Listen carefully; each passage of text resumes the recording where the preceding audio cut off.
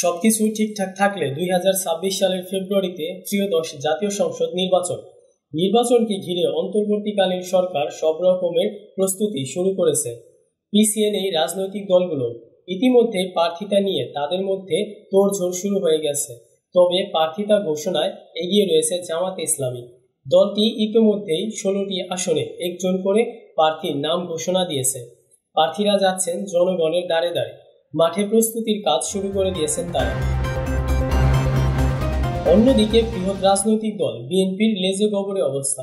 দলটি এখনো প্রার্থী চূড়ান্ত করতে পারেনি। চট্টগ্রামের 16টি আসনের প্রতিটিতে 6 থেকে 7 জন করে শতাধিক বিএনপি নেতা মনোনয়নের জন্য দৌড়ঝাঁপ করছেন। ফেসবুক সহ নানা মাধ্যমে নিজ নিজ এলাকায় বিএনপির মনোনয়ন প্রত্যাশী হিসাবে ঘোষণা দিচ্ছেন। এদের মধ্যে অতি তরুণ আগন্তুক বা 16 বছর মাঠে ছিলেন না এমন অনেক সাবেক এমপি ও নেতা এখন সরব।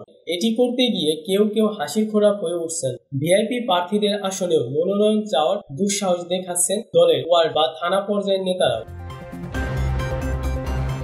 জানা গেছে, সনাতনীদের ভোট বাক্সে হানা দিতে সদ্য বিদায়ী দুর্গাপূজায় জামাত মনোনীত ও বিএনপির মনোনয়ন প্রত্যাশী প্রার্থীরা মণ্ডপে মণ্ডপে গিয়ে নিজেদের উপস্থিতি জানান দিচ্ছেন। অন্যান্য সামাজিক কর্মসূচিতেও অংশ নিচ্ছেন তারা। তবে একক প্রার্থী ঘোষণা দিয়ে জামাত অনেকটা সুবিধাজনক অবস্থানে রয়েছে। বিএনপির কেউ হাইকমান্ডের সবুজ সংকেত না পাওয়ায় যোগ্য অযোগ্য সবাই নিজেদের প্রার্থী দাবি করে নানা কর্মসূচি পালন করে আসছেন। বিএনপির কেন্দ্রীয় সহ সাংগঠনিক সম্পাদক ব্যারিস্টার মীর মোহাম্মদ হেলাল উদ্দিন বলেন, চট্টগ্রামের প্রতিটি আসনেই এক বা একাধিক যোগ্য নেতা রয়েছেন।